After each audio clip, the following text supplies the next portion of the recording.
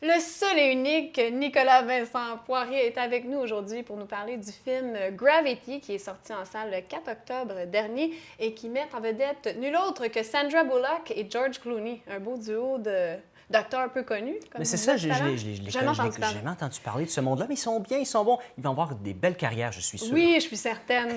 Donc, Nicolas, un autre film qui va battre des records au box-office? Oui, un autre film qui va battre des records, mais non seulement au box-office, mais je pense que c'est un film qui a un gros potentiel pour passer à l'histoire. Ça, évidemment, c'est le temps qui va le dire. C'est un film de science-fiction absolument incroyable. Et c'est du réalisateur Alfonso Cuarón qui a réalisé en 2006 Children of Man. Et ce film-là, dans le fond, ça raconte l'histoire des astronautes qui sont en train de, je pense, réparer une station spatiale. Et il y a des débris d'un satellite qui font le tour de la Terre. Et quand ça les frappe, ça détruit tout. Et là, c'est Sandra Bullock. Bien, son personnage, en tout cas, elle est dans l'espace. Elle est seule et elle doit retourner sur Terre. C'est la peur ultime, non? C'est la peur. Oui, c'est la peur. C'est la peur ultime. Et tu es stressé. En tout cas, moi, j'étais stressé tout le long du film. Et ce qui est spécial avec ce film-là, c'est que ça fait des années qu'il est en développement. Alfonso Cuarón, ça fait des années qu'il a écrit et qu'il tentait de le réaliser. Pourquoi il ne l'a pas fait? Tout simplement parce que la technologie n'était pas là.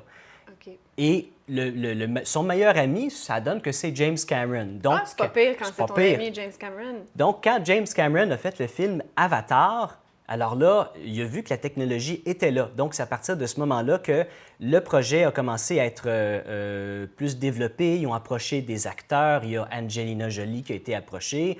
Elle demandait trop cher. Elle demandait 20 millions. Ils n'ont pas pu lui accorder. Même si ce film-là, Gravity, a eu entre 80 et 100 millions de dollars de budget, ils ont quand même un certain, c'est ça, budget à respecter. Et 20 millions, ça leur aurait grandement dépassé les budgets du film. Donc, ils ont préféré aller avec Sandra Bullock, qui est absolument incroyable dans son rôle. Angelina doit s'en mordre les doigts aujourd'hui. Oui, Parce je suis pas mal que sûr. Sandra serait peut-être... Sandra, c'est ma grande amie, c'est pour ça que je l'appelle comme ça. Elle serait peut-être dans la course là, de ce qu'on entend aux Oscars là, comme meilleure actrice. Oui, et c'est assez spécial, en tout cas, pour les acteurs, pour tout le monde qui ont travaillé sur ce film-là, parce que c'est un film qui est pratiquement tout de l'animation. Dans l'espace, son visage a été filmé, c'est son vrai visage, mais le corps, c'est de l'animation par ordinateur. Ah ouais, OK, je pensais que ça s'était passé peut-être avec un écran vert et puis tout filmé en studio. Non, ça, quand elle est dans la station spatiale et on la voit au complet, oui, c'est son corps, évidemment, mais quand elle est dans l'espace, dans son sou d'astronaute, c'est son vrai visage, mais tout le reste, c'est tout de l'animation par ordinateur, comme n'importe quel film de Pixar. Donc, c'est encore plus difficile de jouer ça parce que tu n'es pas du tout dans le contexte, là. Exactement, exactement. Et ce qui a été très difficile pour ce film-là, c'est que il y a toutes sortes de contextes. À un moment donné, il y a des débris qui revolent sur elle. D'autres, à un moment donné, il y a le soleil qui l'aveugle. Mais à tous ces moments-là, le visage doit être éclairé d'une certaine façon. Et c'est difficile de reproduire l'éclairage sur le visage par ordinateur. Donc, ce qu'ils ont dû faire, c'est pour chaque plan avec son visage, quand elle est dans l'espace, il fallait que ce soit éclairé à la perfection. Tu sais, OK, cette shot-là, elle est devant la Terre, c'est tel genre d'éclairage, ça doit matcher parfaitement. Oh, wow. Donc ça, c'est un énorme défi. Et moi, je suis sûr que ce film-là va gagner pour les meilleurs effets spéciaux. Sandra Bullock, je suis sûr qu'elle a beaucoup de chances de gagner comme meilleure actrice.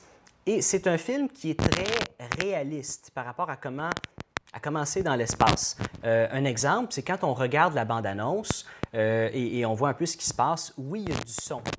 Quand quelque chose explose, on entend les explosions. Mais ça, c'était uniquement pour les besoins de la bande-annonce, parce que dans le film, il n'y a aucun son.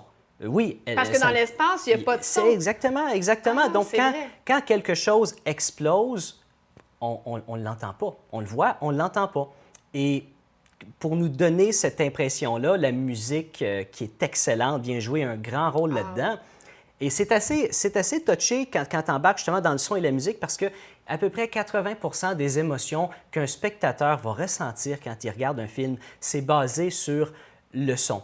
Un meilleur exemple, regardez n'importe quel film d'action, Transformers, n'importe quoi, et coupez le son.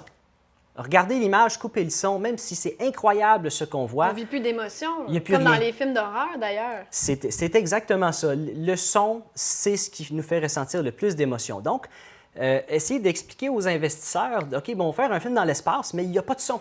On va tout couper le son. 2 acteurs seulement, tout le long, les 2 sont perdus dans l'espace. Quand on pense à ça, on se dit, ben voyons, ça va être plat. C'est ce que je me dis. C'est ça. Et même quand la bande-annonce, moi, elle m'avait pas accroché, la bande-annonce. Ça n'avait pas l'air d'un film incroyable. Et vraiment, le film a passé tellement vite. J'étais stressé tout le long du film. C'est un film, pour moi, c'est un chef-d'œuvre. En 3D en plus? En 3D. Comment tu as trouvé le 3D? Des fois, certains films, là, c'est pas... Moi, j'embarque pas. C'est une gamique que j'embarque pas. Je trouve pas que ça sert à grand-chose. C'est juste une...